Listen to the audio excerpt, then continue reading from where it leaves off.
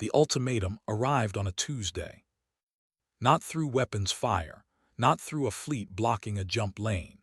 It came through the standard diplomatic channel, formatted correctly, signed with the proper seals of the Velian coalition, and delivered to the Earth diplomatic team at Waypoint Corda with the calm confidence of a predator that already knows it has won.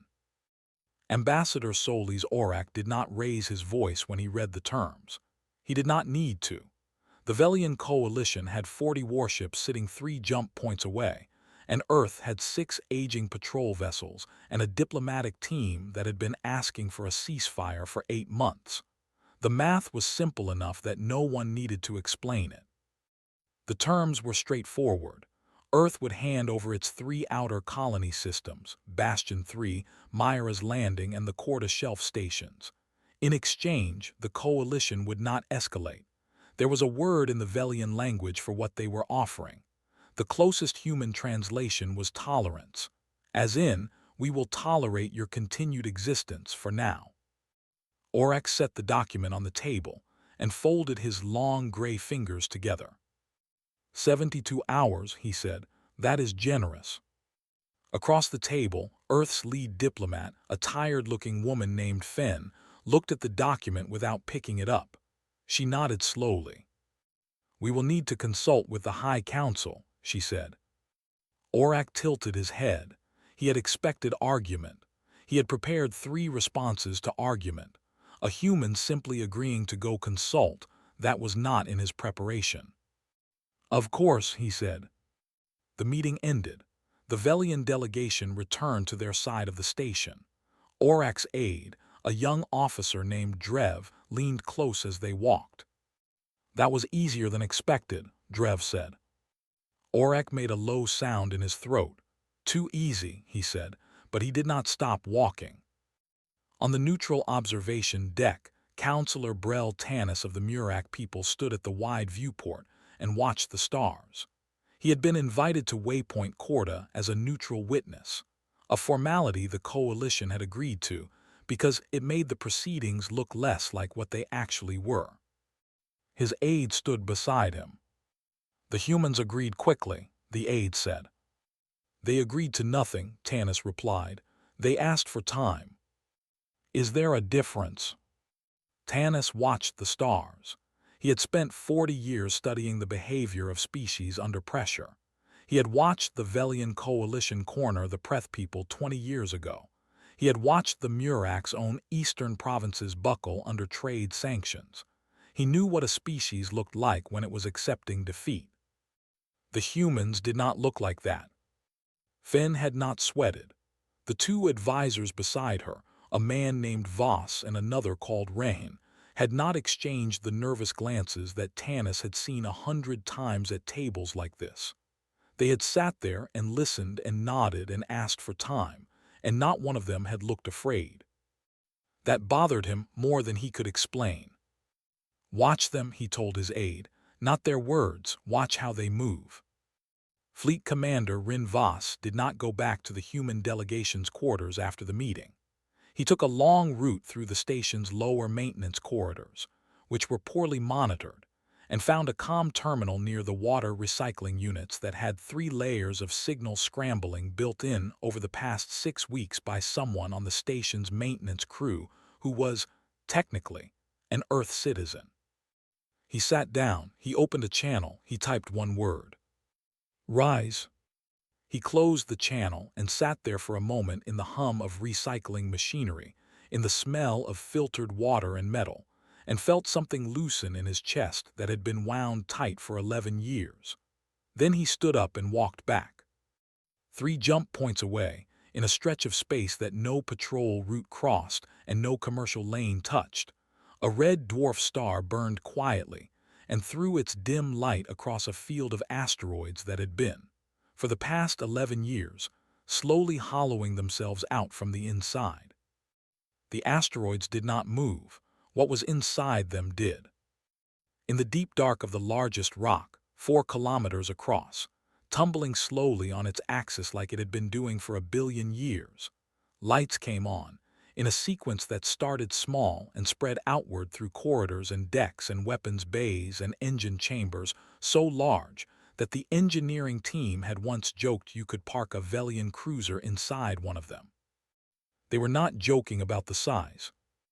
In the main engineering bay, Chief Engineer Lena Graft looked up from her console at the power readings climbing across her boards. Every number was where it should be, every system answering exactly as tested. She had run this simulation 412 times in 11 years. This was not a simulation. She pressed her hand flat against the hull beside her station. The metal was warm. The vibration under her palm was low and steady and enormous, like the breathing of something that had been sleeping for a very long time and had just decided to open its eyes. She did not smile, she did not cheer.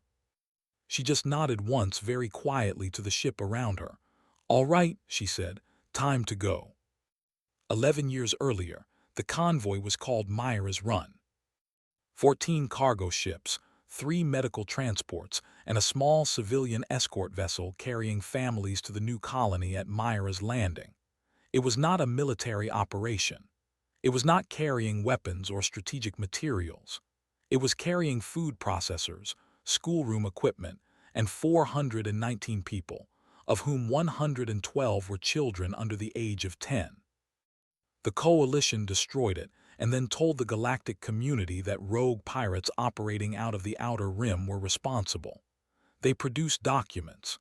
They produced sensor logs. They even produced a trial, in absentia, of a pirate captain who had died of disease 3 years before the attack. Earth filed a formal protest. The galactic community noted the protest. Nothing happened. 3 weeks after the protest was filed, Earth's High Council met in a closed session that lasted 19 hours. There were no recordings made. The only account that existed was a handwritten summary locked in a physical vault beneath the council chamber. The summary had one line that mattered: "We will not ask permission again." Project Gradus was not named after anything heroic. Lena Graft had chosen the name herself when the project was still just 3 engineers and a budget that officially did not exist. Gradus. A step forward.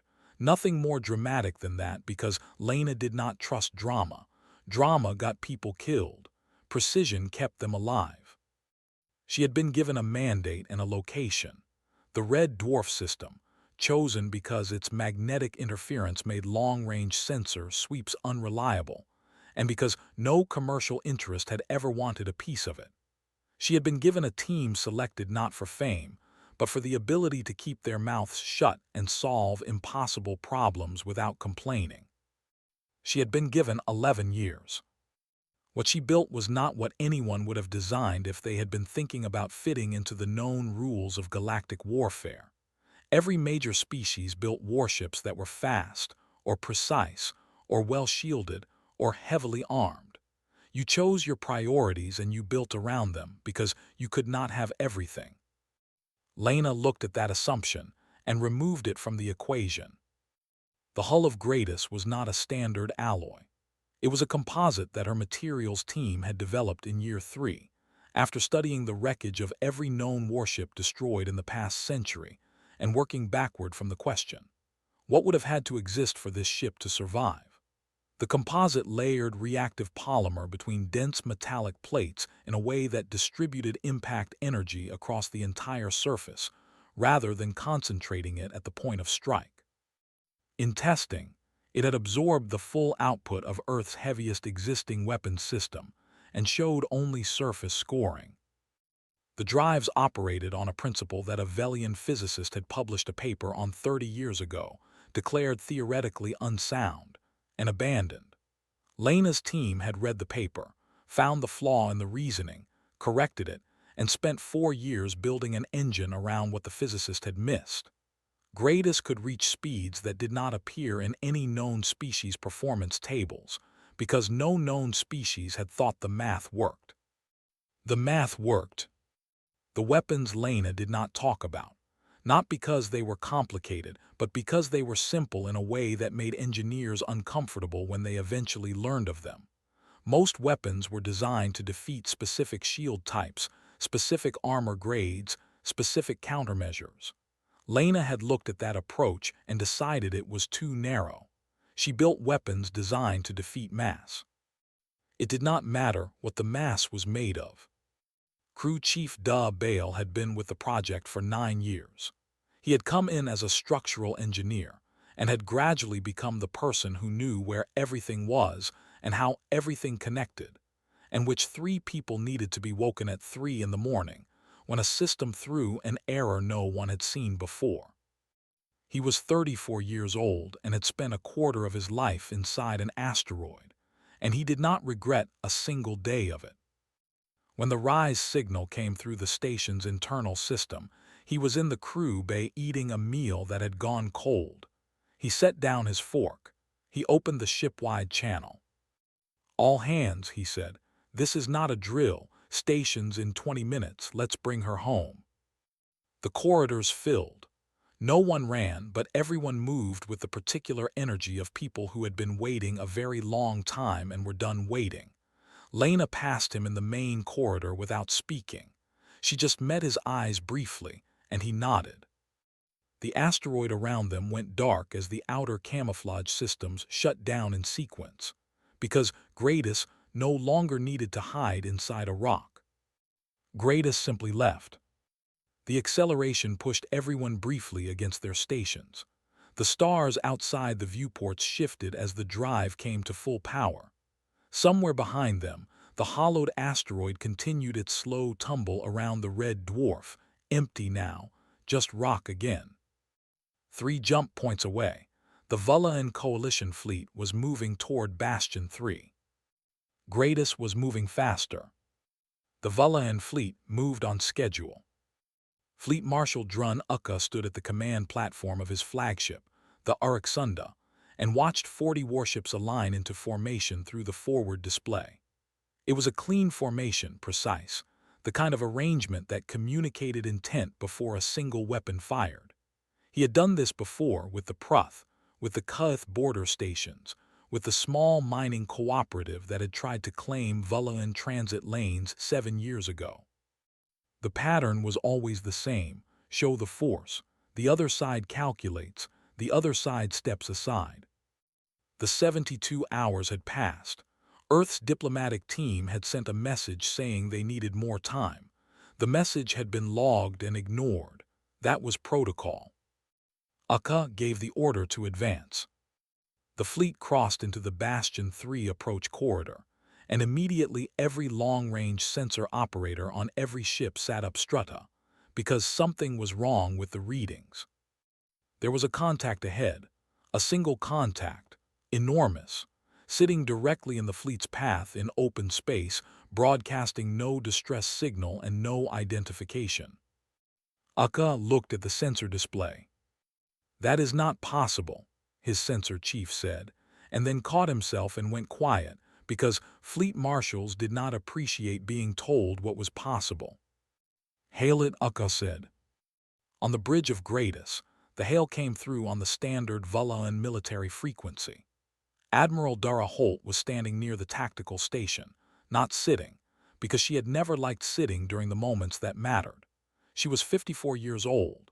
She had been an admiral for 11 years, which meant she had been an admiral since the day the High Council voted to build this ship, and she had spent those 11 years doing paperwork and attending meetings and waiting for this exact moment. She let the hail play. Ukka's voice filled the bridge, translated smoothly. He demanded identification. He demanded the vessel state its origin and purpose or be treated as a hostile actor. Holt looked at Runvus. He gave her a small nod. She pressed the open channel. "This is Admiral Dara Holt of the interstellar vessel Gradus, Earth Registry. You are operating in space adjacent to an Earth colony system.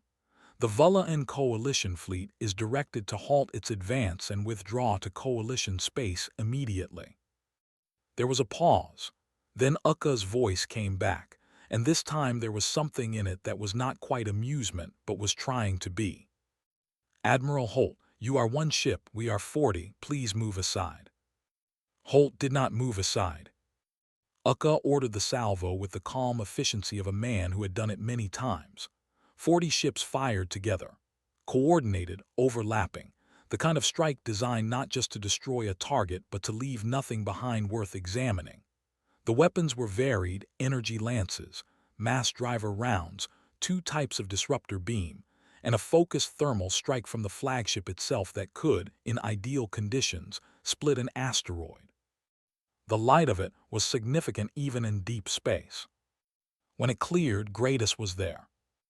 Not drifting, not venting atmosphere, not showing the silent tumble of a crippled vessel.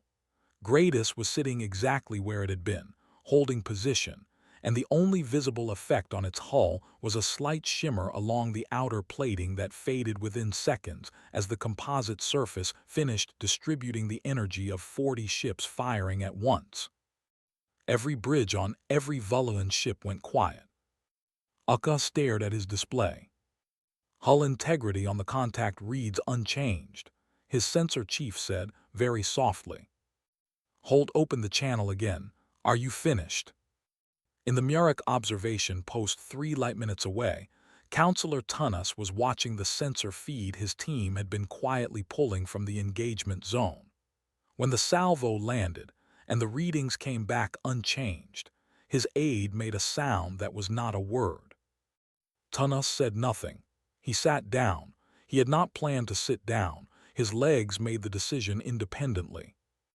He had spent 40 years studying species under pressure. He had a framework for understanding power, for reading the signals that told you when a situation had shifted. He did not have a framework for this. The thing in his sensor feed should not exist, not because it was impossible in theory, because building it required a decade of focused effort, complete secrecy, and the kind of institutional commitment that most species simply could not maintain. Politics got in the way. Budgets got reallocated. People talked. The humans had not talked. How long? His aide said, not finishing the question. 11 years, Tunnus said, possibly more.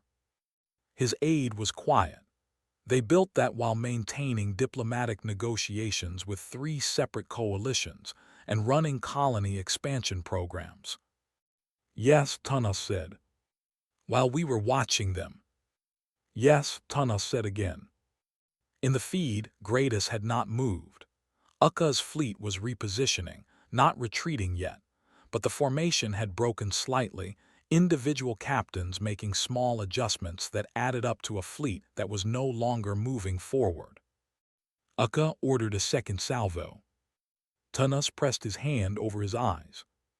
The second salvo hit exactly like the first. Light, heat, force.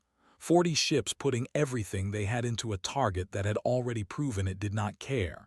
The Vulcan gunners were precise. The weapons were at full charge.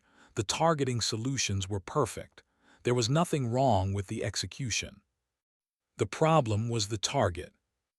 When the second salvo cleared, Gratus was still there, still holding position. The shimmer along its hull faded faster this time, as if the composite plating had learned the rhythm of the impacts and adjusted. Lena Graft, watching her hull readings from the engineering deck, noted the adaptation and wrote a single number in her log. The real-world figure was better than the best simulation by 12%. She wrote the number and said nothing else. On the Vulcan flagship, Ucka's second-in-command, a veteran officer named Sukt, who had served 30 years and been in 4 major engagements, turned to the fleet marshal and said, "Sir, I recommend we pause." Ucka looked at him. Sukt met the look without flinching. "We have fired 2 full coordinated salvos. The contact is unaffected. I would like to know what we are dealing with before we continue." "We are dealing with 1 ship," Ucka said. "Yes," Sukt said. "1 ship that does not move and does not break. That is not a normal situation." Ucka did not answer him.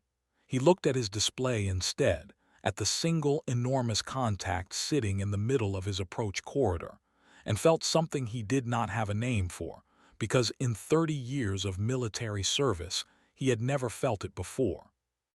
Holt gave Vuss a look. Vuss nodded and brought up the targeting selection on his board. He had 3 options preloaded. He chose the middle one because it was the clearest message without being the largest statement. Target the lead cruiser, Holt said. Single shot, structural dispersal. Vuss confirmed. The lead cruiser in the Vullian formation was a ship called the Vudun. It was 700 meters long, carried a crew of 900, and had been in service for 18 years. Its captain had time to register that Gradus had powered something on its forward hull before the shot arrived. Structural dispersal was Lena's term for it. It was accurate and technically precise and completely failed to capture what it looked like from the outside. The weapon did not explode. It did not melt. It introduced a frequency into the molecular bonding structure of the hull material that those bonds could not maintain, and the Vardon came apart the way a sandcastle comes apart when someone presses a hand into it. Not violently, steadily. The ship simply ceased to be a single object and became many smaller objects drifting in the same general area. It took 4 seconds. The fleet went silent on all channels, not the silence of communication systems failing, the silence of hundreds of crews watching what had just happened to a ship they had all served alongside. Holt opened the channel. Fleet Marshal Akkar, I have 39 more targeting solutions loaded. I'm not going to fire them unless I have to. What I am going to do is give you the same choice you gave Earth's diplomatic team. Withdraw your fleet to coalition space within 30 minutes, or I will proceed down your formation, 1 ship at a time, until you make a decision. She paused. I am not in a hurry. The retreat order took 11 minutes to come through. Not 30. 11. Akkar gave it in a voice that had gone flat and careful, the voice of a man reorganizing himself around a new reality in real time. His fleet turned in sections, the formation dissolving into a withdrawal column that was technically orderly and was, in every meaningful sense, a rout. Gradus did not follow them. It held position. Voss watched the fleet go on his display and said nothing. The bridge crew said nothing. Holt stood with her hands loose at her sides and watched the contact markers move away, 40 of them, until they reached the jump point and folded out one by one, until the display showed empty space. When the last one was gone, Deo Bale's voice came through from the crew deck, very quiet. They're clear. I know, Holt said. Are we going after them? No. She walked to the viewport. Outside was open space and stars and the faint distant light of Bastion 3's sun. No fleet, no threat, just space the same as always. Set a holding pattern, she said. Gradus stays here. Voss looked up. For how long? Until everyone who should see us has had a chance to look. 3 light minutes away, Counselor Tanis was still watching his feed. He watched the Velian fleet withdraw. He watched Gradus hold its position without moving, without posturing, without any broadcast beyond its original identification. It just sat there. Which was, he realized, worse than if it had chased them. A ship that chased a retreating enemy was aggressive. A ship that sat still in open space and let the retreating fleet go was sending a different message entirely. We were never worried about you. We are simply here now, and we will continue to be here, and what that means for everyone is something you will need to work out for yourselves. He called his government. I need an emergency session, he said, and I need to transmit sensor data.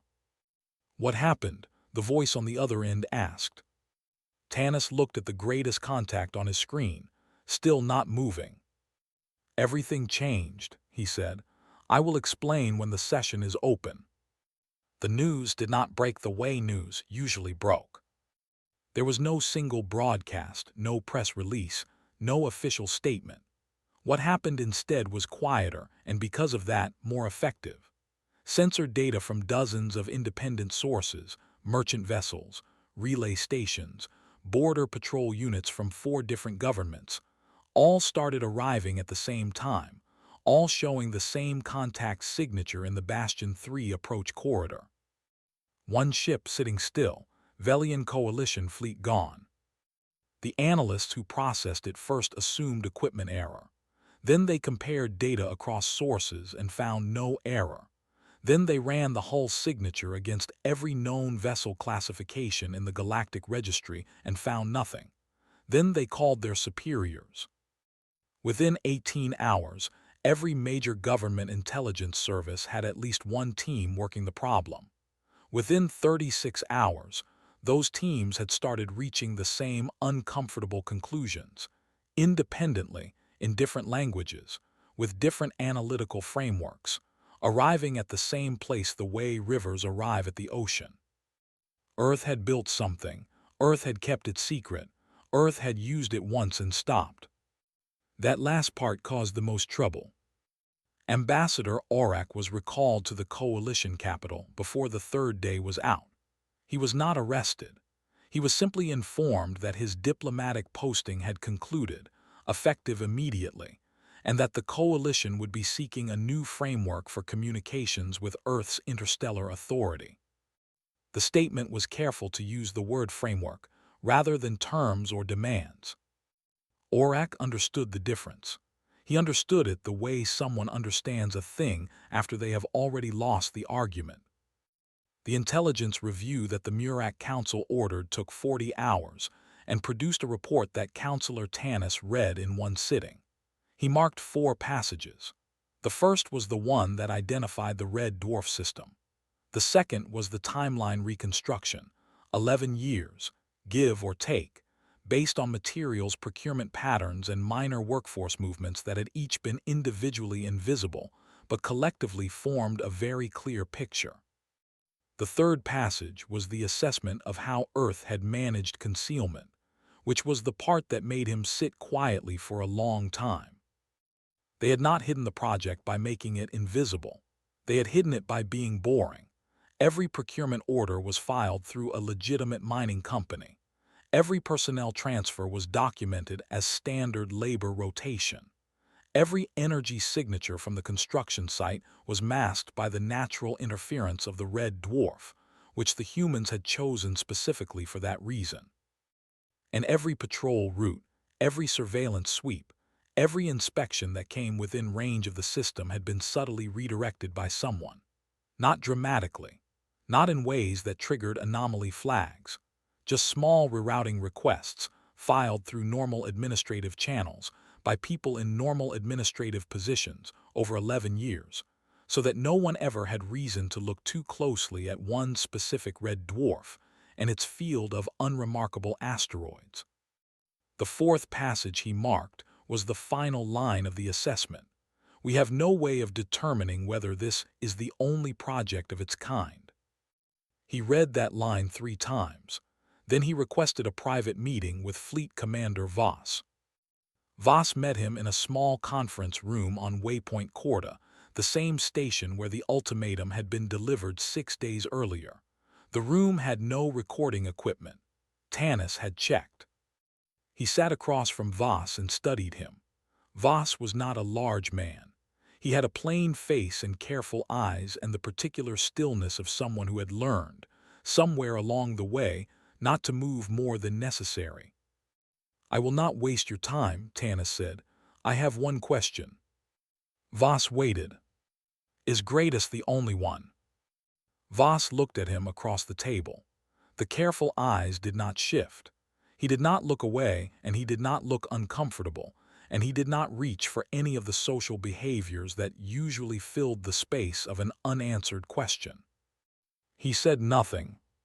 For 15 seconds, he just looked at Tanis in the steady, unhurried way of a man who had given exactly the answer he intended to give. Then he stood up, thanked Tanis for his time, and left. Lena Graff did not attend diplomatic meetings. She was still aboard Gradus, which was still holding position in the Bastion 3 corridor, because Holt had not yet given the order to move. She was in the engineering bay. She was running diagnostics that did not need to be run, checking readings that were already good, because she needed something to do with her hands. On the wall above her station, there was a small piece of metal. Not a plaque, not an official memorial. Just a strip of hull alloy, cut from the wreckage of one of the Myra's Run transports that Earth had recovered from the debris field after the attack. She had requested it when the project began, and no one had asked why, because the people working on Greatest All had their own reasons, and none of them needed to be spoken aloud. She looked at it now. 419 people, 112 of them children. She had built the most powerful vessel in known space. She had done it quietly and carefully, and without anyone outside this crew knowing it existed, and she had done it for them. Not for governments, not for treaties, for the people on those 14 ships who never got to see Myra's landing. Greatest hummed around her, steady and enormous and patient. She put her hand on the strip of metal, the same way she had put her hand on the hull the night the ship first powered up. "We made it," she said quietly, to no one, to all of them. Outside, the stars held still, Greatest held still with them. 3 months later, the galaxy looked different. Not in any way you could point to on a map. The stars were where they had always been. The trade lanes ran the same routes. The same governments held the same territory. But the way those governments spoke to one another had changed, and the way they calculated their decisions had changed. And at the center of all of it, like a stone dropped into still water, was the memory of one ship sitting alone in the Bastion 3 corridor while 40 warships turned around and went home. The new summit was held on Earth's terms. That was the first difference anyone noticed. Not on a neutral station. Not at a location chosen by committee. On Earth, in a building in a city on a planet that 3 months ago the Velian coalition had been planning to pressure into submission, and the delegations that arrived did so quietly and on time and without ultimatums. Counselor Tanis arrived early. He sat in the preparation room before the session opened and looked out the window at the city below.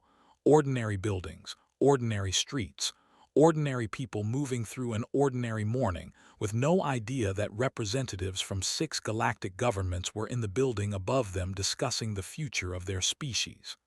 Tanis found that remarkable, not the diplomacy, the ordinary morning. He had been thinking a great deal, in the past 3 months, about what it meant that humans had managed all of this while appearing perfectly ordinary.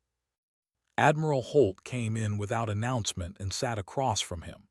She was in a plain uniform with no decorations, which was either a deliberate statement or just how she dressed, and Tanis had not yet decided which. "You wanted to speak before the session," she said. "I did," Tanis said.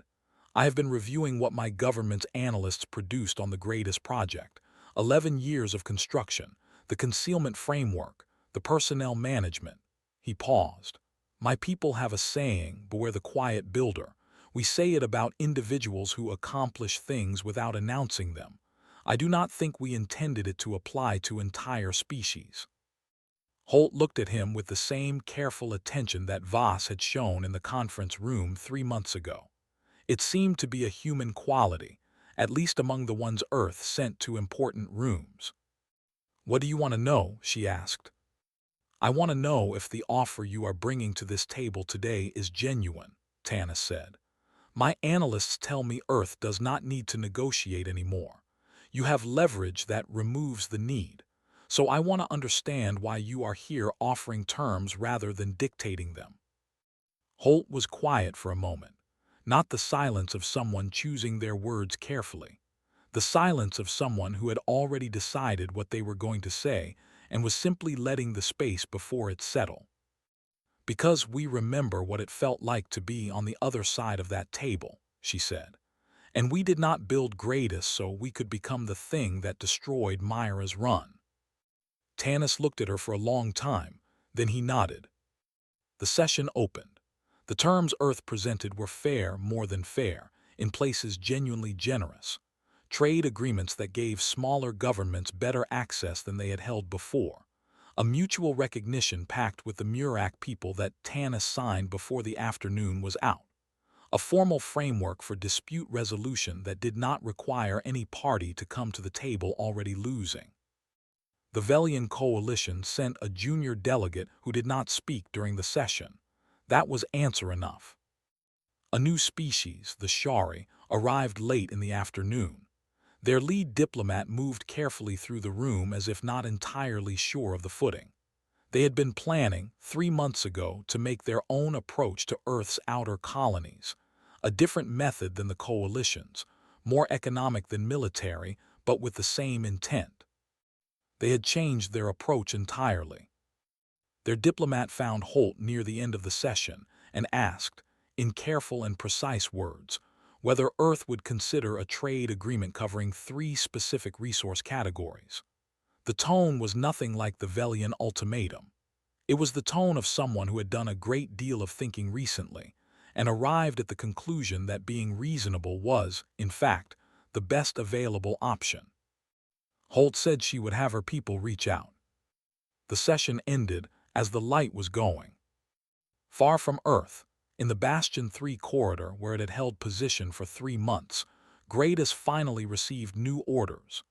Deo Bale read them off the screen and passed them to the navigation team without saying anything, because the orders were simple and the navigation team could read. Patrol route, open sector, standard observation profile. He went to the observation deck afterward, the way he sometimes did when he needed somewhere quiet to think. The deck was a small room with a large viewport and nothing else, and it looked out at whatever direction the ship was pointed, which right now was deep space and stars, and the particular kind of dark that existed between one thing and the next. Admiral Holt came in behind him. She did not say anything at first. She stood beside him and looked at the same dark and the same stars, and for a while neither of them spoke. "Do you think they will try again someday?" he asked. "One of them, someone new." Holt was quiet for a moment. "Probably," she said. "Someone always does." He nodded slowly. He had known that was the answer. He had asked anyway because some things are worth saying out loud. "Then it is good we kept building," he said. Holt said nothing. She just looked out at the stars. Gradus moved on, steady and quiet in the dark, the largest thing in this part of space, on its way to a patrol route that no one had asked it to take before now, because before now no one had needed to. Now they did. And Gradus went.